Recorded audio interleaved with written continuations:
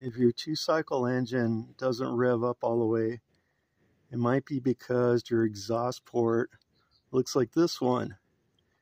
If it does, move the piston up past the rings towards blocking the port, scrape it out with a screwdriver, being very careful not to scrape the piston, and then suck all the carbon out with a shop vac or blow it out.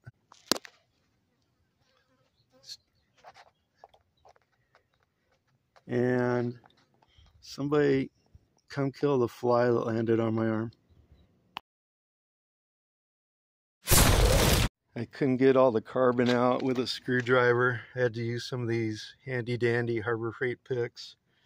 Here's what it looks like afterwards.